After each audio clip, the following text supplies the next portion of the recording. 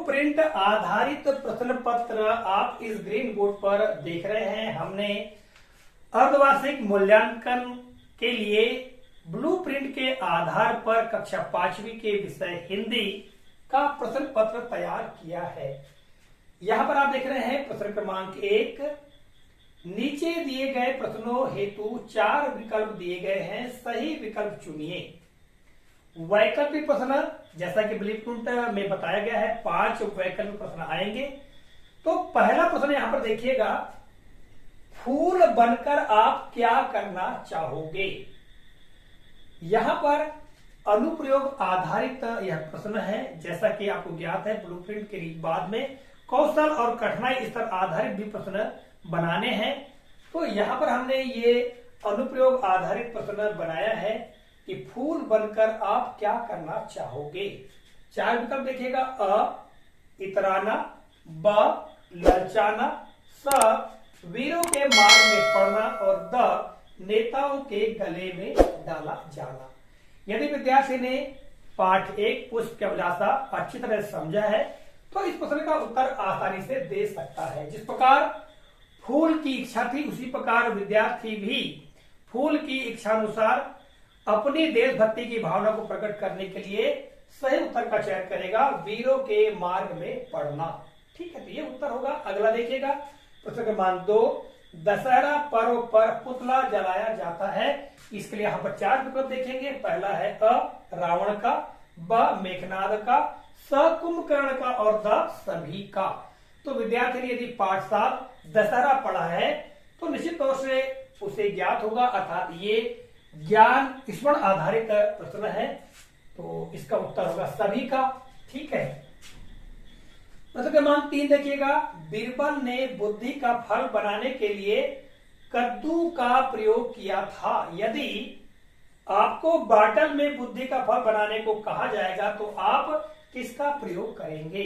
तो ये जो उच्च तार्किक क्षमता वाले जो प्रश्न है उस आधारित यह प्रश्न है कि जैसा कि पाठ 2 बुद्धि का फल, इस पाठ में बीरबल ने लंका के दूत को घड़े पर बुद्धि दिखाने के लिए कद्दू के फल का प्रयोग किया था। तो विद्यार्थी को यहाँ पर प्रश्न पूछा गया है कि यदि किसी बॉटल में, जैसे कि बॉटल लंबी होती है, उसमें बुद्धि का फल तैयार करना है तो निम्न में से किसका प्रयोग किया जाएगा। नंबर अ लौकी का, नंबर ब ककड़ी का, नंबर स तरबूज का और नंबर द मूली का।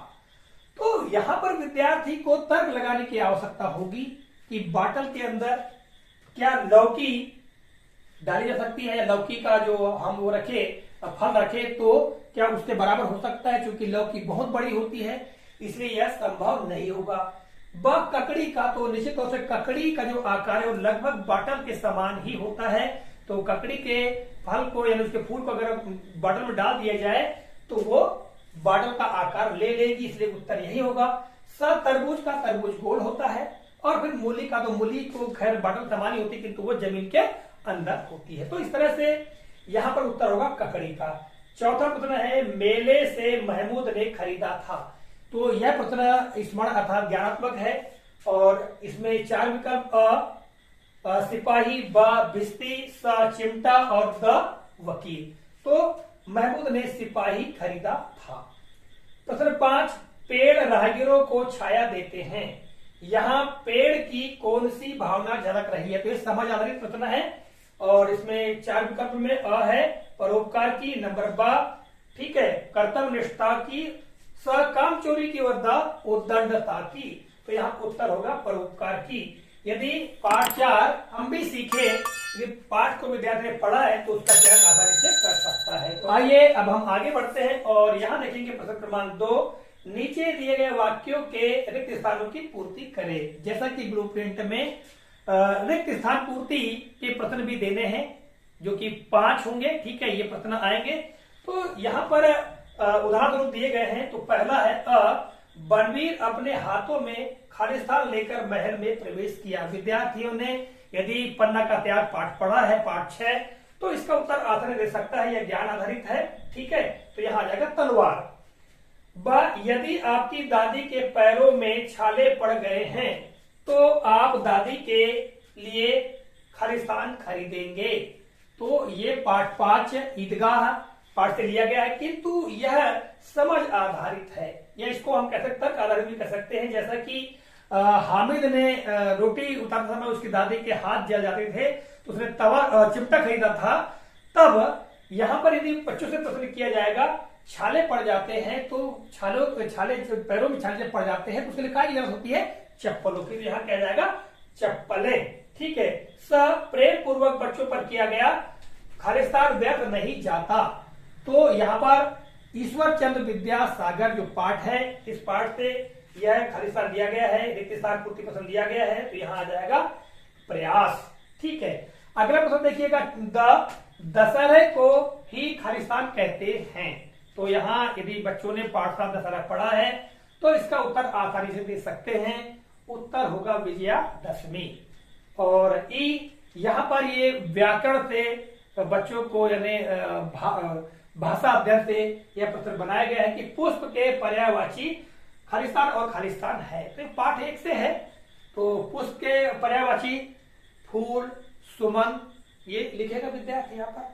तो इस तरह से ये जो 5 जो रिक्त स्थान पूर्ति प्रश्न आप यहाँ पर देख रहे हैं, और जो ब्लूप्रिंट दिया गया है उसके आधार पर हमने यह प्रश्न पत्र बनाने का पूरा प्रयास किया है। इस आधार पर ही बच्चों को प्रश्न पूछे जा सकते हैं। तो ये केवल अभ्यास के लिए है। ठीक है। और यहाँ पर कठिनाई स्तर की बात करें तो कठिनाई स्तर को हमने लेने का प्रयास किया है। कौशल आधारित जो कौशल को हमने ध्यान रखा है कि ज्ञानात्मक, समझ आधारित, उच्च सोच या तार्किक चिंतन वाले प्रश्न, इनको भी हमने यहाँ पर लेने का प्रयास किया है। आइए अब हम देखते हैं प्रश्न क्रमांक 3, अति लघुत्तरी प्रश्न। तो अति लघुत्तरी प्रश्न एक वाक्य में लिखे जाएंगे। तो यहाँ पर पहला प्रश्न देखिएगा, ईश्वर चंद्र ने मील के पत्थरों से कौन से अंक सीख लिए थे? तो यह ज्ञानात्मक प्रश्न है, ज्ञान आधारित अर्थात स्मरण आधारित प्रश्न है। तो उत्तर होगा ईश्वर चंद्र ने मील के पत्थरों से अंग्रेजी अंक सीख लिए थे। प्रश्न 2, आपके आसपास लगने वाले मेले में मिलने वाली 2 वस्तुओं के नाम लिखो। ये समझ आधारित है, ईदगाह पाठ से लिया गया है। ठीक है। जिस प्रकार ईदगाह के मेले से विभिन्न प्रकार की वस्तुएं दिखाई दे रही थी, मिल रही थी, उसी प्रकार विद्यार्थियों के आसपास लगने वाले मेलों से क्या क्या मिलता है, तो कोई 2 वस्तुओं के नाम लिख सकते हैं, या तो विद्यार्थी लिख सकते हैं कि मिठाई, खिलौने। इस प्रकार इसका उत्तर होगा कि हमारे आसपास लगने वाले मेले से हमें मिठाई एवं खिलौने मिलते हैं। इस प्रकार इसका उत्तर हो सकता है। प्रश्न क्रमांक 3, फूल वीरों के मार्ग पर कौन सी भावना को लेकर फेंका जाना चाहता है? तो यहाँ पर यह जो प्रश्न है ये समझ आधारित भी हो सकता है और ज्ञान आधारित भी हो सकता है। तो यहाँ पर हम देखेंगे तो जो फूल है वो वीरों के मार्ग पर अपनी देशभक्ति की भावना को लेकर फेंका जाना चाहता है। प्रश्न 4, असाक्षरों को क्या करके साक्षर बनाया जा सकता है? जो हम भी सीखे पाठ 4 जो दिया गया है उससे यह प्रश्न लिया गया है कि विद्यार्थी समझ आधारित इस प्रश्न का उत्तर देगा कि जो असाक्षरों को क्या करके साक्षर बनाया जा सकता है। तो पढ़ा लिखा कर उत्तर क्या होगा? असाक्षरों को पढ़ा लिखा कर साक्षर बनाया जा सकता है। प्रश्न 5, पन्ना धाय ने उदय सिंह की रक्षा करके क्या प्रमाणित किया? ठीक है। तो यह जो प्रश्न है यह ज्ञान आधारित प्रश्न है। ठीक है। तो पन्ना धाय ने उदय सिंह की रक्षा करके अपनी स्वामी भक्ति को प्रमाणित किया, ये उत्तर होगा। और प्रश्न 6, श्री राम ने अपने जीवन में सदा किस बात का पालन किया इसलिए उन्हें मर्यादा पुरुषोत्तम कहा जाता है? तो मर्यादा पुरुषोत्तम नाम आया है। ठीक है। तो मर्यादा पुरुषोत्तम क्यों कहा जाता है इसके बारे में पाठ में वर्णन है, पाठ 7 दशहरा।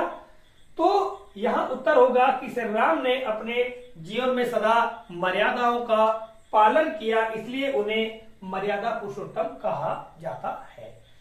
तो यहां पर अति लघुत्तरी प्रश्नों की संख्या होगी 6। ठीक है।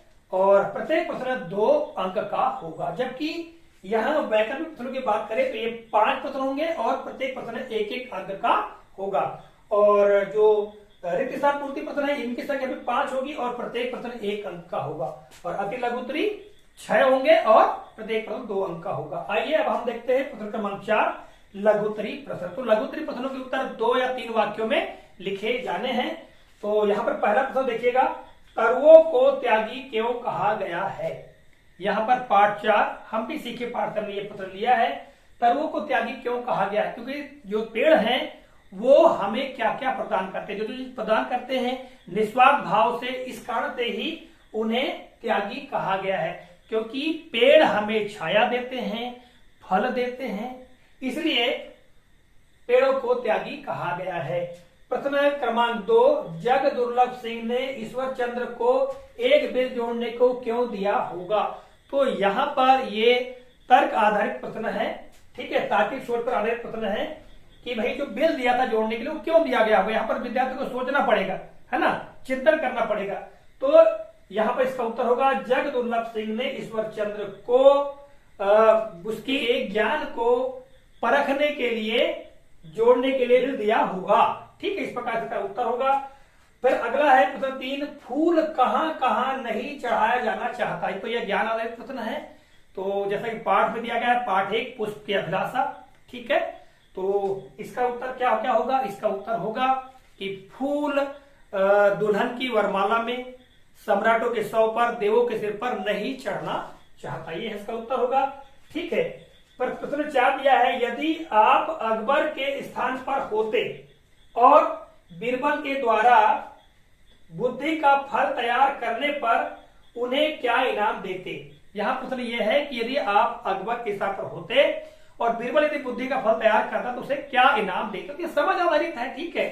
तो यहां पर उत्तर हो सकता है, मतलब विद्यार्थी अपने अनुसार का उत्तर लिखे, कोई जरूरी नहीं है कि मतलब सबका उत्तर एक समान हो। कि यहाँ ये उत्तर हो सकता है कि यदि अकबर के स्थान पर हम होते और बीरबल के द्वारा बुद्धि का फल तैयार करने पर उन्हें हम मोतियों की माला देते, ढेर सारा धन दौलत देते, बहुत सारी जमीन देते, कुछ भी उत्तर हो सकता है, ठीक है।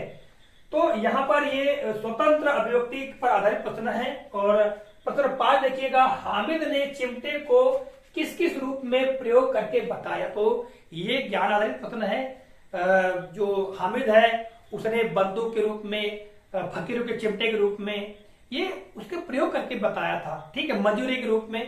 तो इस प्रकार ये इसका उत्तर होगा। और प्रश्न 6 है, इन शब्दों को शुद्ध करके लिखिए। अब यहाँ पर ये व्याकरण अर्थात भाषा अध्ययन संबंधित प्रश्न है। यहाँ पर देखिएगा प्राकृतिक, तो यहाँ पर ये गलत है, यहाँ क्री आएगा, ठीक है, ये क्र की जगह क्या आएगा क्री, प्राकृतिक, ठीक। यहाँ नक्षत्र, जबकि यहाँ पर छतरी वाला छ आएगा नक्षत्र, ठीक है।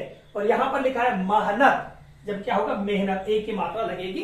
तो इस तरह से विद्यार्थी इनको शुद्ध करके लिखेगा। तो शुद्ध करने के लिए कोई भी अन्य शब्द हो सकते हैं, यहाँ केवल हमने उदाहरण बताने का प्रयास किया है। आइए अब हम दीर्घ उत्तरी प्रश्नों पर चर्चा करें।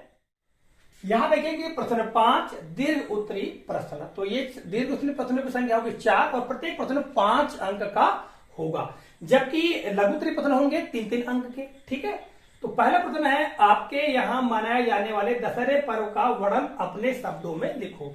विद्यार्थियों के क्षेत्र में जिस प्रकार से भी दशहरा पर्व मनाया जाता है, तो विद्यार्थीगण अपने शब्दों में उसका वर्णन करेंगे। फिर है प्रश्न क्रमांक 2, परोपकार हेतु ये चीजें हमें कौन प्रदान करता है? ये पाठ 4 हम भी सीखे पाठ से लिया गया है। रोशनी हमें कौन देता है? तो सूर्य आ जाएगा। यहाँ पर नया जीवन क्या देती है? हवा देती, तो यहाँ आ जाएगा हवा।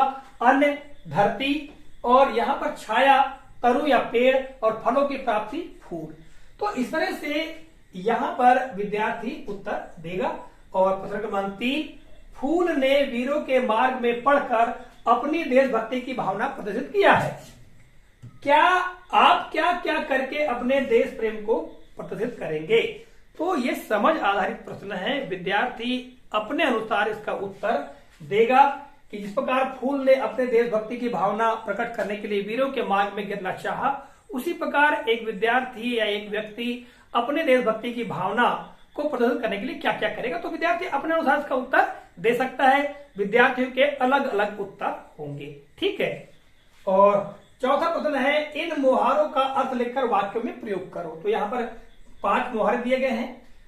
क, उल्लू बनाना यानी मूर्ख बनाना। ख, बिजली कौंधना यानी अचानक स्मृति में आना या याद आना, ठीक है। ग, पर लगना यानी तेज दौड़ना, तेज गति होना। घ, चकरा जाना यानी आश्चर्यचकित होना। और इंग 9 2 11 होना यानी भाग जाना। अब विद्यार्थी अलग अलग तरीके से इनका वाक्य में प्रयोग करेंगे। उसने मुझे उल्लू बनाया, क्या किया जाए ऐसा सोचते सोचते मेरे मस्तिष्क में बिजली कौंध गई।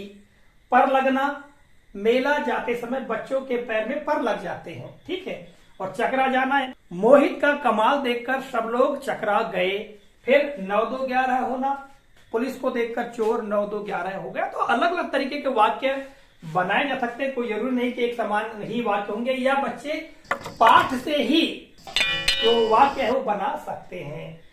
तो इस वीडियो के माध्यम से हमने यह बताने का प्रयास किया है कि ब्लूप्रिंट आधारित प्रश्न पत्र किस प्रकार के होंगे। यह एक मॉडल प्रश्न पत्र था अभ्यास के लिए। आगामी समय पर अन्य कक्षाओं के लिए और अन्य विषयों को लेकर भी हम मॉडल प्रश्न पत्र ब्लूप्रिंट पर आधारित तैयार करके आपको बताने का प्रयास करेंगे। तो आज के इस वीडियो के लिए बस इतना ही। आशा करता हूं जानकारी उपयोगी लगी होगी। तो मिलेंगे अगले कालखंड में, तब तक के लिए जय हिंद।